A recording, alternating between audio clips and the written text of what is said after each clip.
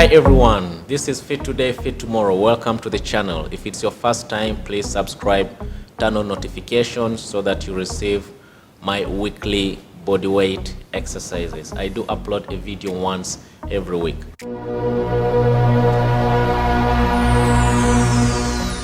In this video, I'll be showing you 4 back exercises you can do at home without equipment. These exercises will help you to develop your back, build strength, and acquire muscularity. The first exercise we are going to look at is a rowing exercise. This exercise is going to engage most especially your upper back muscles and your rectus spinae as well.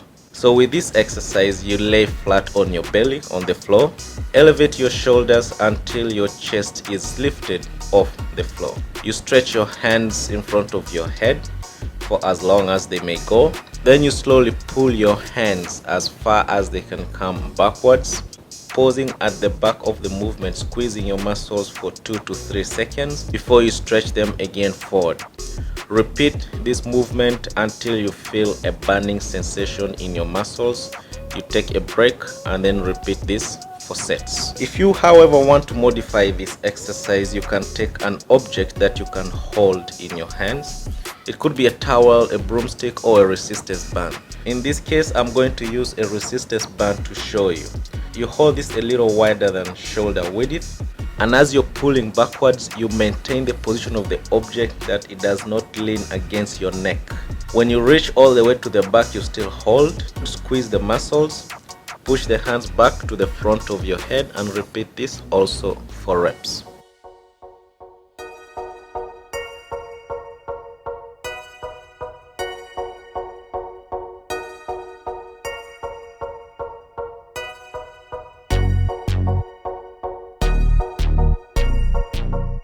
Our next exercise is a back extension exercise.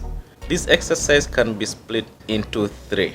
The first version of this exercise is extension from your upper body. Here you'll perform a back extension by lifting your shoulders up and down off the floor.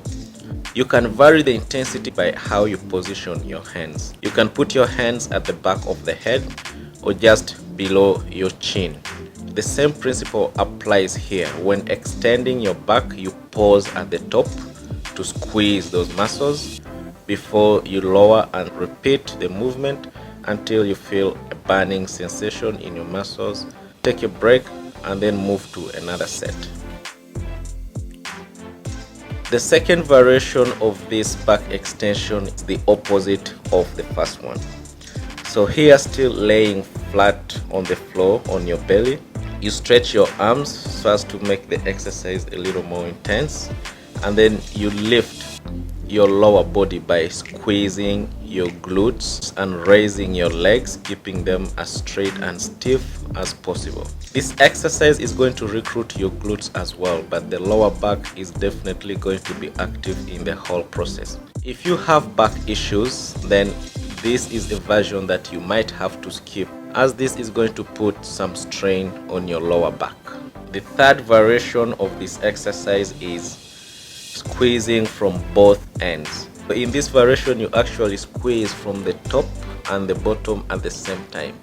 This is going to give you maximum contraction in your upper and lower back, and it's going to also involve the big long muscle, the erector spinae, that connects all the way from your hip up to the lower base of your skull. So the key point in this exercise is the little pause at the top, given that the range of motion is not that much when you do back extension.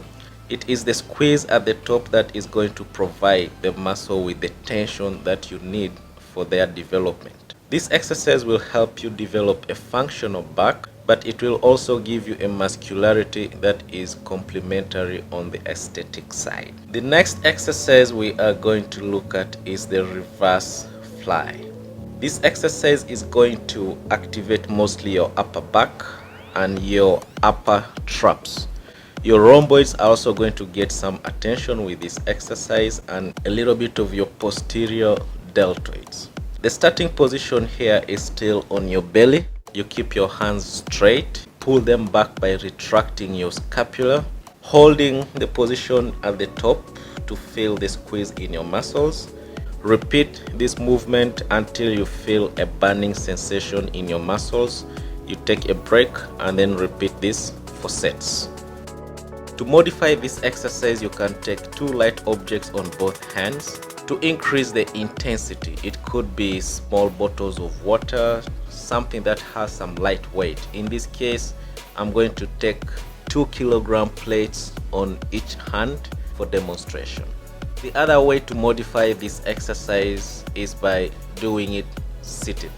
In a seated position, you have the advantage of an increased range of motion.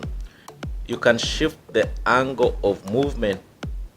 Instead of only retracting your scapula backwards, you can also change your hands to go a little bit upwards, and this will help to recruit upper traps a little more and your rear deltoids. The position of the hands in this exercise also determines which muscles are going to be targeted the most. By keeping your hands straight, you activate more muscles in the back. If you bend your hands a little bit, then you are going to target mostly the traps. And to maximize the gains, keep the same principle of pausing a bit at the top of the movement on every rep, since you're using body weights or lighter weights.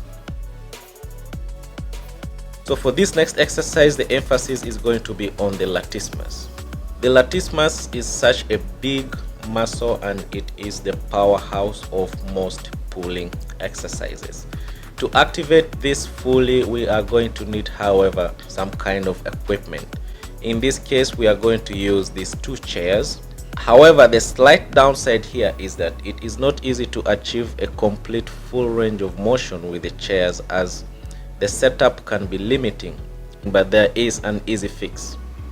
It is best to position the chairs with you sitting in the opposite direction, because this will provide you with the necessary stability when you perform the exercise. Placing the chairs facing the same direction as you can be catastrophic, as this will provide you with zero stability.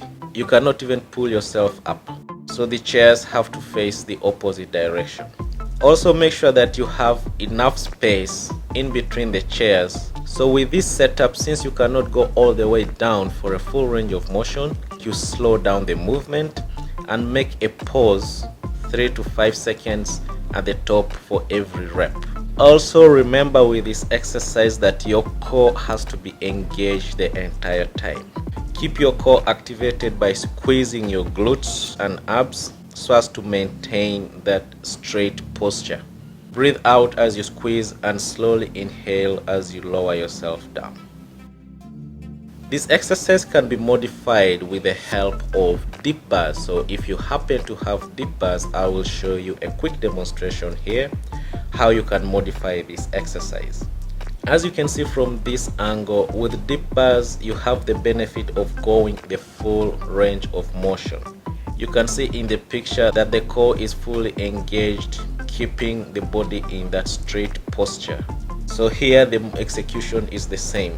Pull all the way up, pause a little bit, and then slowly lower down as you breathe.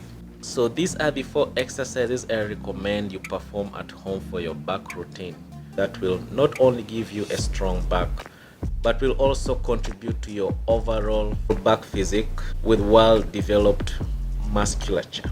So once again, if you found the video interesting, leave a thumbs up and remember to subscribe. Turn on your notifications. I do publish a video every Thursday regarding bodyweight exercises and workout routines you can perform at home. My name is Ismail for FTFT, Fit Today, Fit Tomorrow. Thanks for watching and see you next week on the next video.